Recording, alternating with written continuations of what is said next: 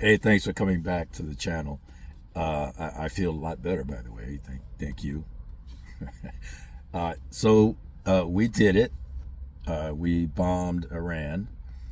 I can't help but go back to a video, kind of like not a secret video, but an unpublished video of John McCain. Now, I don't know what event he was at, but he caught him like dancing in the hall or something like that, going bomb, bomb, bomb, bomb, bomb, Iran, right? And I thought that was funnier than shit then. I think it's very prescient today. I'm 100% in support of what the United States has done. I am thrilled at our creativity and deviousness in actually getting it done. It was awesome. It is awesome. I mean, America needs to be devious when we do stuff, and because what that does is it other people who don't want us to do things, especially those that we're going to do things against, get head faked, or like I have been saying, Trump did a rope-a-dope on Iran and Ayatollah and all and everybody else who is against America doing what we have to do, and we had to destroy those nuclear facilities. We had to do it because Iran is the worst source of terrorism on the planet, and they could not be allowed to continue what they're doing. Film 11 on what next, right? What was the bomb damage assessment? Well, unless they put people on the ground to go in the hole, which I don't think is even possible, we won't ever know. We know people won't be going back in those places. Now, I make the distinction between the people of Iran and the theocracy of Iran that came in after the fall of the Shah in 1979. They are dangerous people, and they came to power during the rise of the Muslim Brotherhood, which, by the way, has tentacles inside the U.S. under the CAIR Islamic group that advocates for Muslims and Islam in the United States. They need to be declared a terrorist organization as far as I'm concerned, and then everybody that's a member of them or associated with them or gives them money needs to be deported if they're not already a U.S. citizen. That's how dangerous that is. But I digress. Why Israel? Why do I support Israel? Well, I'm an atheist. And if I have to make a choice between which people of the book, Islam, Judaism, or Christianity, I gotta not go with Islam, because all they want to do is kill people like me, because I'm an infidel. I'm a proud infidel, by the way. I'm an infidel, so they're gonna cut my head off, and they're gonna kill me, because I will never convert to either religion. As a matter of fact, all religions suck. It's just that Islam sucks the worst on the planet. That's my position. Israel doesn't try to kill me. Christians, even evangelicals, don't try to kill me. They might want to put me in prison or something, but that's different. So what happens next? We're going to have to see. You folks out there that whine about American troops and American troops in harm's way, shut the fuck up. When you put the uniform on, you agree to be in harm's way. And you agree to be put in harm's way by your chain of command. That's just what you do. Otherwise, don't volunteer. Don't volunteer because you think you're going to get a cush job doing cyber warfare or some shit. At the end of the day, you put the uniform on and you're told where to go. And wherever you go, by definition, is in harm's way. We have about 40,000 U.S. troops on the ground over there, not including naval forces, but on the ground, scattered all over the Middle East. And they have always been in harm's way. That's just the nature of that place.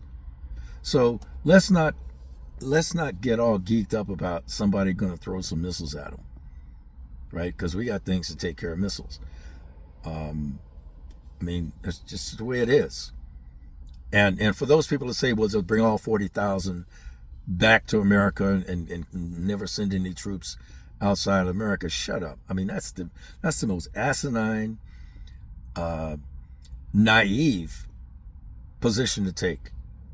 I mean, that's just stupid, right? You can't not project power from the United States elsewhere.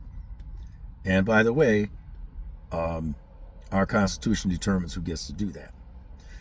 Now, for those people that are whining about, especially the Democrats, a lot of the Democrats, what Trump did, it was unconstitutional. It was unconstitutional. Impeach him. Shut up. You people have no idea what the law is. So let me read you the law. It's called, by the way, the War Powers Act of 1973, which was put in place, of course, after the Vietnam War because people got all geeked up about that. Here's what the War Powers Act says. And it's a law, right?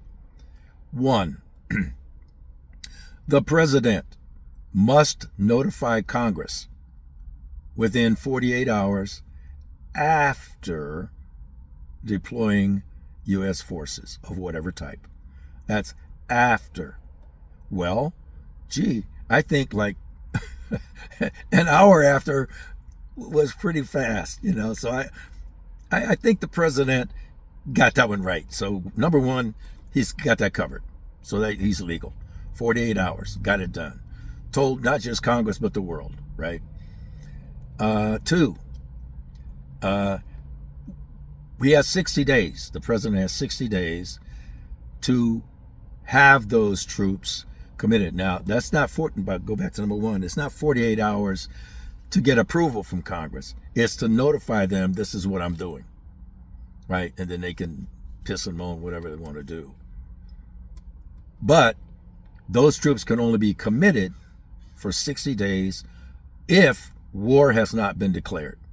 Well, there has been no war declared by the U.S. So we're good there. We're good there, right? 3rd, Congress should be consulted in every possible instance. Now, what does that mean? Well, it depends on what the courts say. And the prevailing rulings of various courts has been that the president or the executive branch gets to determine what every possible instance is. Not when Congress thinks they want to have it or when some particular congressperson thinks they ought to know, right? That's not how it works, right? And there's a whole list of things that the executive branch gets to use to say, when am I going to notify Congress? Correction, when am I going to consult with Congress, and with who? And with whom, right? And there's nothing in the law that says it is this person or this group that decides when every possible instance is in play. It is the executive branch. Whoa, wait a minute, that means the president of the United States. So that's what people are getting all geeked up about. 1, because this was done beautifully with respect to Operation Security, or OPSEC. I mean, nobody knew. There were no leaks. And the head fake of sending B-2 bombers in one direction and sending the real guys in the other direction, I'm still loving that. Because nobody knew. I mean, it was just a perfect chess game.